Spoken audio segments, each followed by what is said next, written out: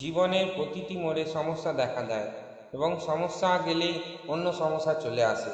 সমস্যা এবং জীবন একসাথে চলে, বরং এটা সত্য যে জীবন শেষ হয় কিন্তু সমস্যা শেষ হয় না। আজকাল সবাই কোনো না কোনো সমস্যায় ভুগছে। সবাই চায় এই সমস্যাগুলি যত তাড়াতাড়ি সম্ভব সমাধান হয়ে যাক, যাতে জীবন আবার ট্র্যাকে ফিরে আসতে পারে। আজ আমরা আপনাকে কিছু সমস্যার সমাধান বলবো, যা করলে আপনার সব সমস্যার সমাধান দূর হয়ে যাবে। নমস্কার বন্ধুরা, আধ্যাত্মিক বাণী চ্যানেলে জানাই আপনাদের স্বাগত। নমস্কার বন্ধুরা, আধ্যাত্মিক বাণী চ্যানেলে জানাই আপনাদের স্বাগত। আসুন সমাধানগুলি জেনে নেওয়া যাক। 1. সকালে ঘুম থেকে উঠে স্নান ও পূজা করার পরে অশ্বত্থ গাছে জল অর্পণ এবং চাল অর্পণ করুন এবং প্রার্থনা করুন যে আমার সমস্যার দ্রুত সমাধান করুন। এরপর দুধ ও জল মিশিয়ে অশ্বত্থ গাছে অর্পণ করুন এবং প্রণাম করে বাড়ি ফিরে যান। এটি করলে কয়েকদিনের মধ্যেই সমস্যা থেকে মুক্তি পাবেন। 2. হলুদ চাল নিয়ে মহালক্ষ্মীর মন্দিরে যান এবং হলুদ চাল নিবেদন করুন এবং মা লক্ষ্মীকে আপনার বাড়িতে আসার আমন্ত্রণ করুন। এটি করলে দেবী লক্ষ্মী আপনার ঘরে আসবেন এবং অর্থ সংক্রান্ত যাবতীয় সমস্যার সমাধান হবে। 3.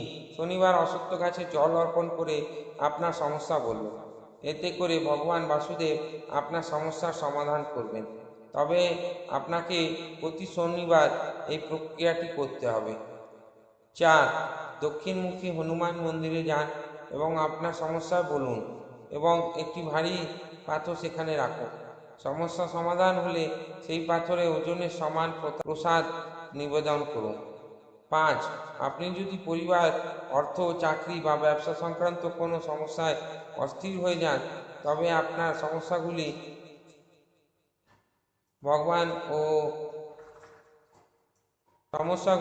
ভগবান বিষ্ণু ও মাতা লক্ষ্মীর কাছে বর্ণনা করা উচিত। আপনার সমস্যার সমাধান হয়ে গেলে আপনার সামর্থ্য অনুসারে ভগবান বিষ্ণু এবং মা লক্ষ্মীকে প্রসাদ অর্পণ করুন। 6. যে কোনো কাজ পূর্ণ হওয়ার উদ্দেশ্যে শনিবার সন্ধেবেলা অশ্বত্থ গাছের নিচে সর্ষের তেলের প্রদীপ জ্বালুন এবং মনের কামনা বলুন। তার পরের দিন অর্থাৎ রবিবার সকালে সেই অশ্বত্থ গাছের নিচে নিয়ে এসে অশ্বত্থ গাছের একটি পাতা তুলে বাড়িতে নিয়ে এসে পরিষ্কার জলে ধুয়ে ধূপ দীপ দেখিয়ে ঠাকুরের স্থানে রেখে দিন। দেখবেন মনের কামনা পূর্ণ হবে। এরপর পরপর 7টি শনিবার করতে হবে। পুরনো পাতাগুলো অশ্বত্থ গাছের নিচে রেখে দিতে হবে।